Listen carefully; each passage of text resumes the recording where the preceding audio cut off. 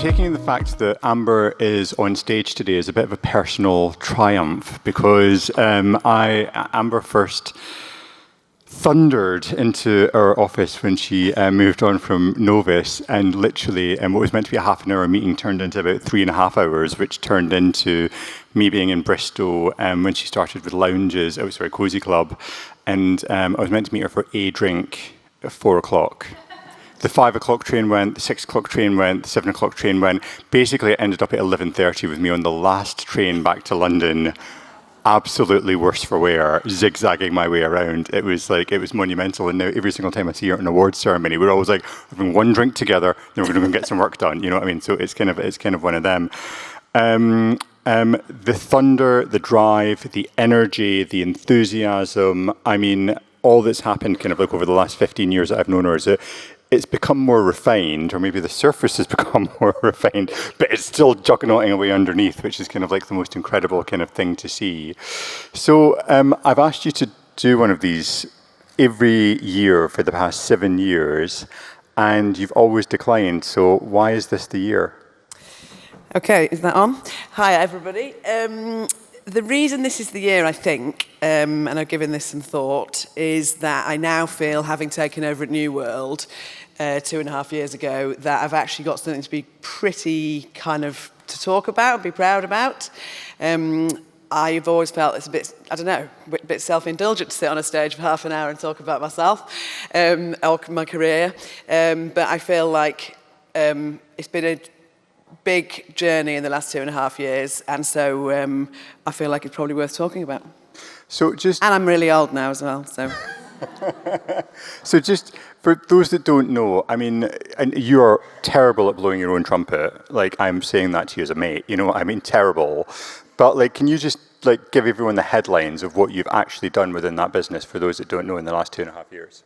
So I took over, 2.5 years ago, and we were at 36 sites. I'm not going to tell you the numbers because our investors wouldn't be very happy with me, I don't think. And we've done loads as a team. But I think the easiest way to kind of summarize, and we'll talk about that a bit more later, but the easiest way to summarize it is I'll tell you a story. If it was a fairy tale, it'd be the story of the 18 chairs. So I went around all the sites at the beginning, met all the general managers, all that, and then I got back to head office.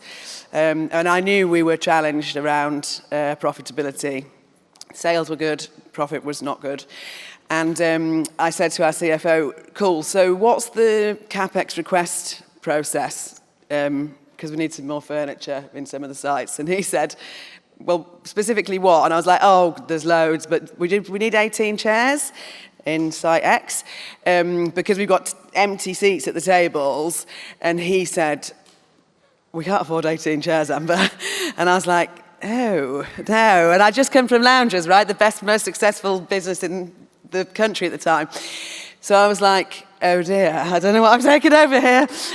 So if ever I'm kind of questioning how are things going, I think, can we afford 18 chairs or not this week? And we can. So no, what we've done in financial terms is we got there just before Christmas. We have, since that year, we've doubled the EBITDA, doubled it again, and then this year will be 50% again.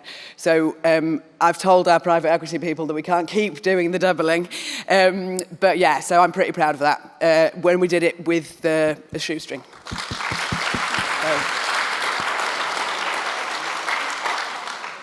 It's amazing. Well done. Enjoy the moment. Thank you. Now, in terms of kind of like, hospitality, because you could go, and we've had this chat kind of like, various times, that you could go into different sectors, you could go and do different things, but what is it about hospitality that keeps you in the sector and keeps you engaged, and what opportunities do you feel it's given you? So why I love it, I think, is like most people in this room, it's because of the people, it's because of the ongoing challenge, it's because of the ever-changing landscape, it's because of the fact that you can touch it, taste it, smell it.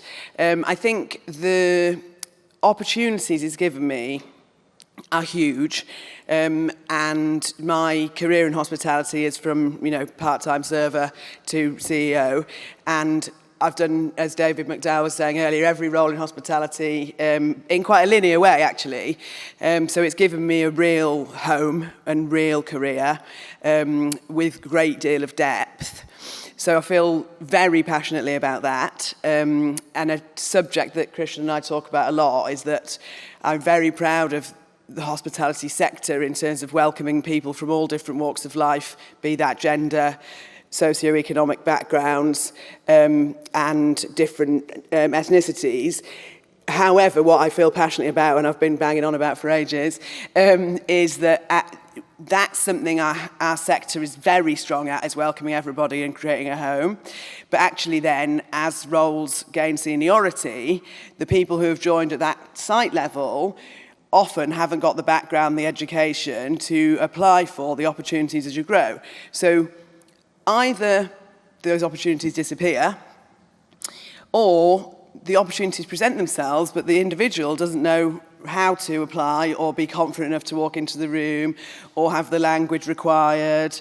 But usually the resilience, confidence, courage that we've talked about, loads of people talked about today. So that's where I feel we have to get better as an industry. Yeah. And are there any specific individuals who you think have really guided you through that journey? Well, I've been very fortuitous, I guess, in terms of having hard work pay off with opportunities. I've worked for 3 brilliant companies, or with great individuals, both guys and women in there. But I definitely have experienced the... another story, actually. So the first time I got made bar supervisor in the Slug and Lettuce in York when I was, I can't remember how old, but young, in the Slug and Lettuce, in York. And I was very proud to have got promoted for the first time, and I rang my grandma and told her and everything. Anyway, we had to do this sort of self-assessment form thing a couple of weeks later. And it's like a SWOT analysis on yourself and your skills.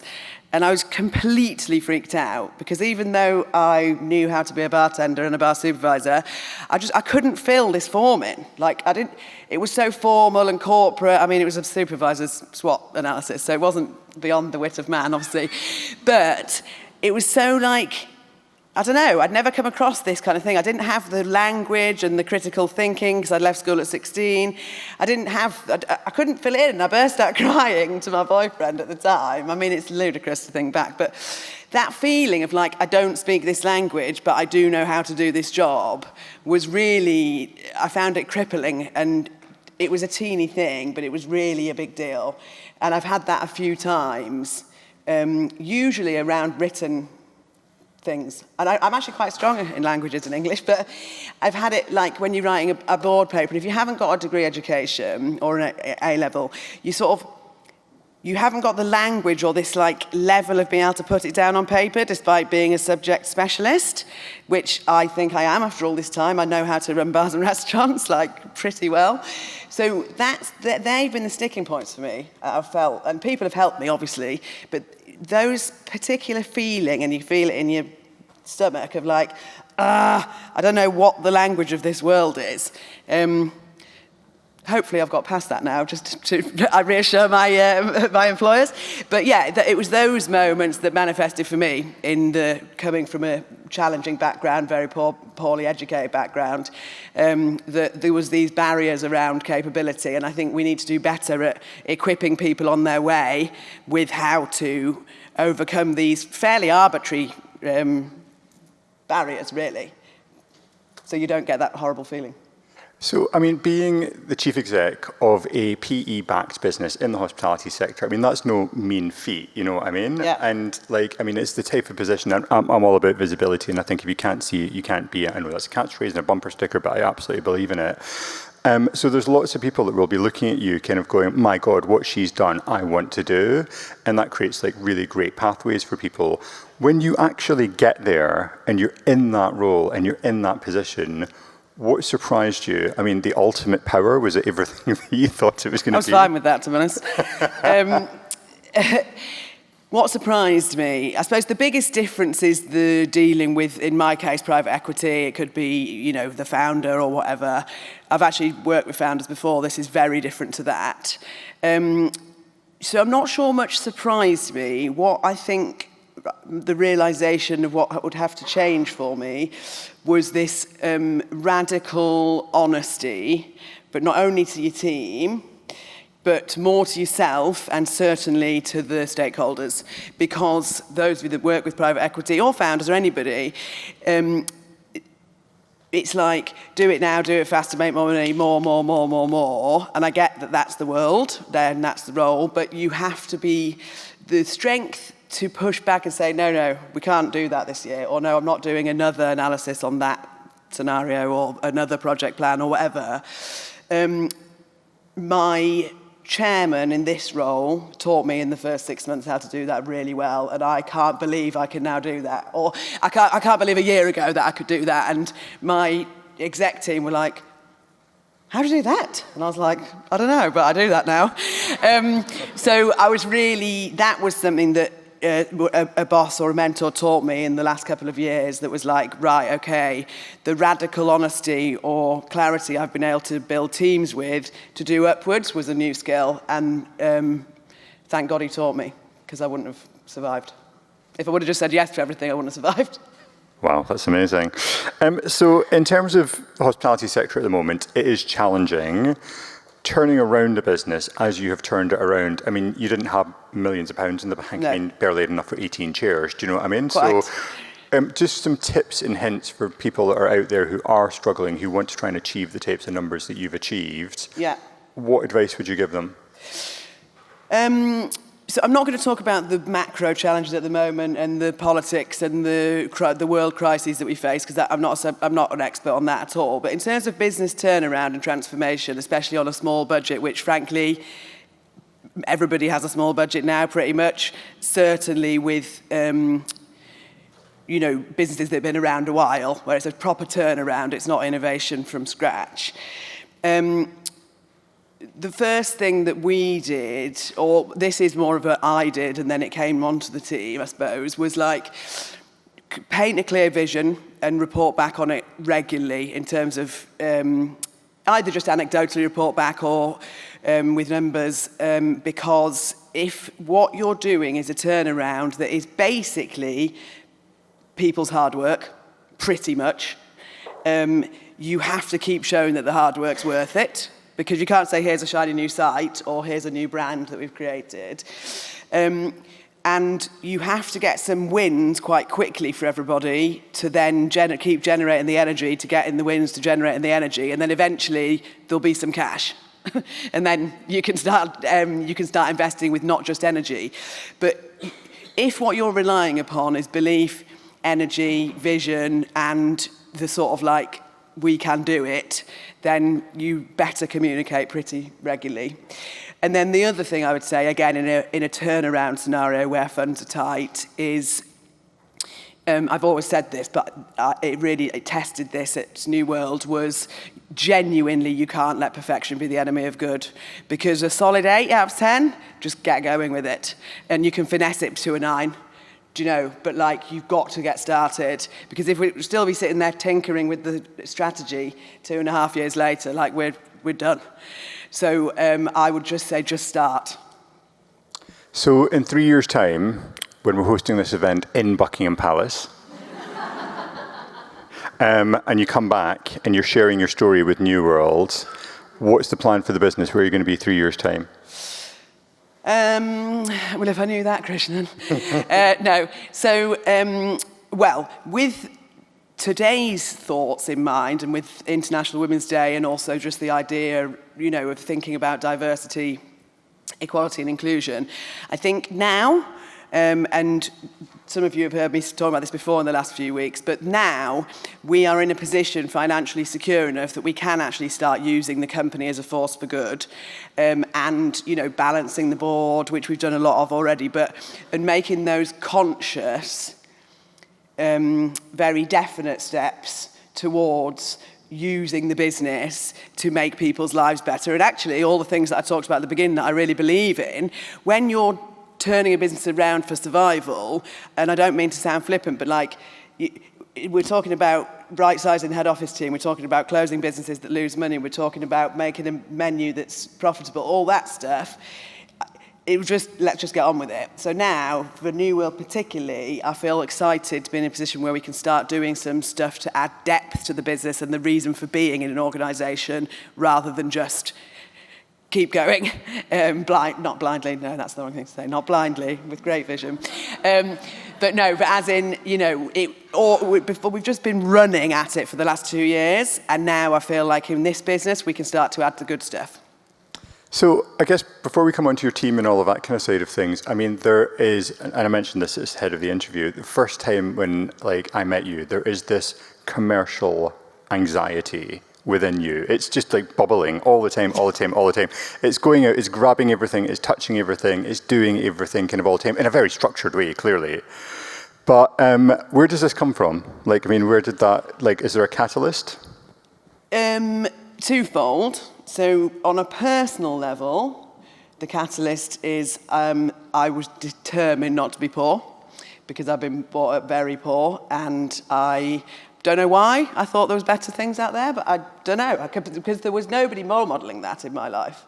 So you can't, what do you call it? Can't be it if you can't see it.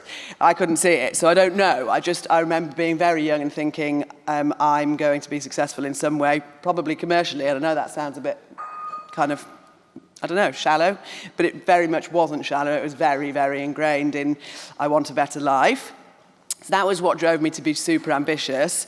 And then business-wise, I was always attracted to businesses where commerciality was really front and centre. And I think so far, I think it might change over the years, in the next few years, but so far I've gained my energy from commercial success. And again, it might not be a very popular thing to say, but that's where I've been in my career. There's anything wrong with saying that you want to be successful, right? Yeah. So, yeah, I think that's where. So in terms of social mobility, coming back to opportunities you've given other people, women, not women, all of that kind of side of things, can you give us some examples of how you've done that within your business? I think working with integrity, doing the right thing, seeing the good in people, I think most of us in this room would like to think that we're pretty good at that. So I wouldn't say that I'm loads better than anybody else at having given people opportunities, but I think that because it's really close to my heart in terms of giving people from all diverse backgrounds, especially socio-economic backgrounds, opportunities, I think that does play into decision-making. But coming back to New World right now, the thing I'm excited about this year is launching real clear pathways for everybody in every role so that people can see how, rather than just work a bit harder and, you'll get there, because I don't think that's right for people. They need to fill out their personal SWOT analysis on the way. And also to very consciously developing my exec team into either CMO for my marketing director, ops director for my newly appointed head of ops, because I feel really passionately about giving people a crack and giving people a go. Absolutely. And in the sector, are there any external organisations, partners that you've worked with or that you've seen doing this kind of work that maybe others might want to use? Yeah, so I've worked before with the Clink, who were obviously the prison leavers charity, when I was in London. I think that's quite hard regionally, but the conversation I've been having recently with people, having charitable partners, because up until now we've had charitable partnerships which have just been a bit like, oh yeah, sound, we've done that, and we're going to give 25 pence from every burger, and da-da-da-da-da, it's all a bit wallpaper. So I've started having conversations with people who we can work with, but being good at what we already do and driving good work out of that, because the only thing I know is hospitality, so I want to use hospitality in my company currently, but hospitality more broadly, to empower people and give them opportunities through hospitality, because I don't know anything else. So I've been talking with a company called Share. I've just gone mind blank. Anyway, I'm in conversation with 3 sets of people. One is for care leavers who obviously haven't had a very good start in life, but specifically get them into the hospitality industry, because as we know, it's a great entry-level world for people. Another one for people who have had patchy education and need help on very practical skills like CV writing, etc. So I'm quite excited to be partnering with somebody, I don't know who yet, in an area that I feel passionately around, but within hospitality that I know everything about. So it sort of links it all together for me personally. Love that. Can we have a round of applause for Amber, please?